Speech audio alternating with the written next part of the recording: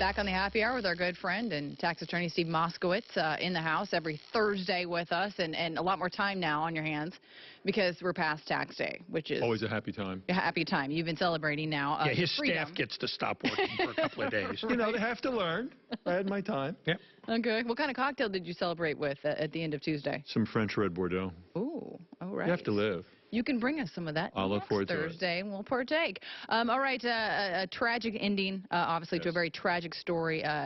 Aaron Hernandez committed suicide. It was determined today by the DA that he did, in fact, commit suicide in his jail cell, hung himself with his bed sheets.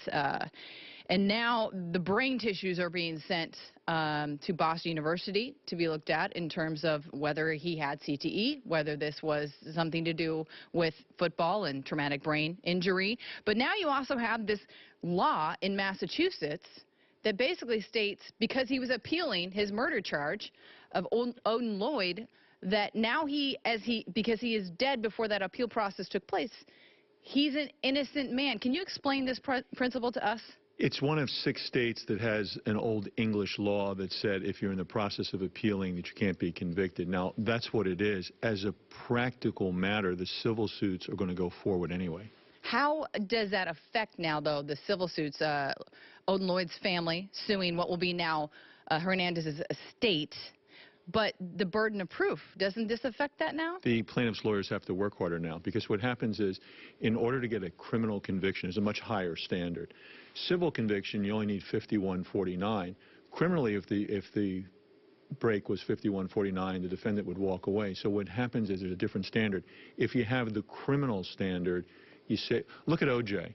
He was found not guilty of a killing, but on the civil side, he was hung. That's what happens here. They just have a different standard of proof. They can't say slam dunk, you were proven at the criminal level, so at the lower civil level, you don't have anything to prove. Here they have to work for it.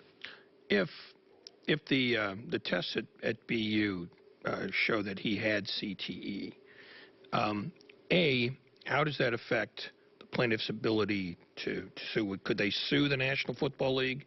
Has anybody tried to do that before? Is this a new legal wrinkle, or is this sort of just this cul-de-sac? Somebody might try it, because you see suits where somebody says, well, it's because of you that has happened, like suing a gun manufacturer, but it's a stretch. And also at law, at some point you're cut off. For example, if the pilot flew him from the city where he committed the crime, would you bring the pilot? Well, no, so you have to cut it off someplace, and that's for the judge and jury to decide.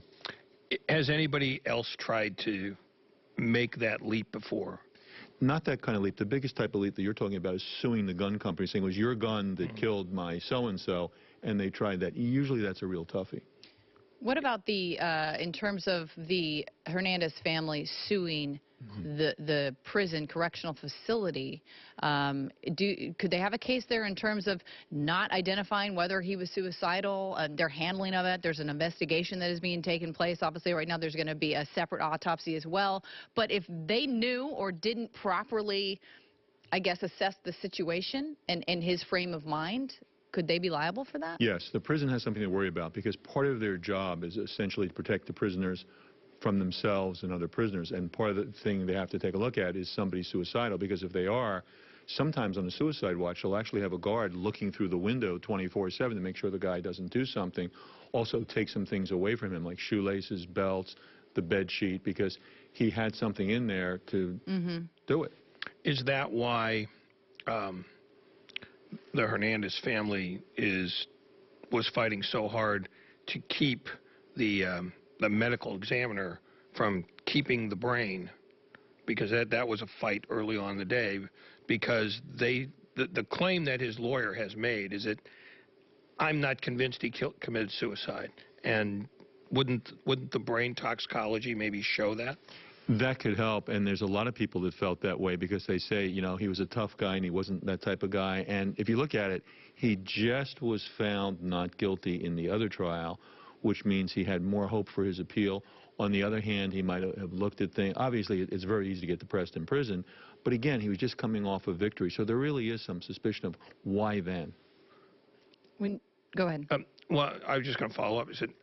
Is the prison liable if, and this is another hypothetical, if it turns out that another prisoner was responsible, or is that something that usually a prison system or state can escape liability? No, the prison could be liable because part of their job is to protect the prisoners from each other. Now, I know obviously a lot of things go on in prison, but they're not supposed to. Now, typically, if somebody that nobody ever heard of, something happens, it doesn't get in the news and nothing happens. But when you have a big name like that, there's going to be an investigation, and yes, the prison could very well be liable for not doing their job. They are supposed to protect the prisoners. All right. Well, next week, let's do something a little more fun, shall we? Sounds great. Yeah, a little more uplifting. Steve Moskowitz. It wasn't his fault. He did. Always It's our a fault. pleasure. I'll take the Thanks, blame. guys. Yeah.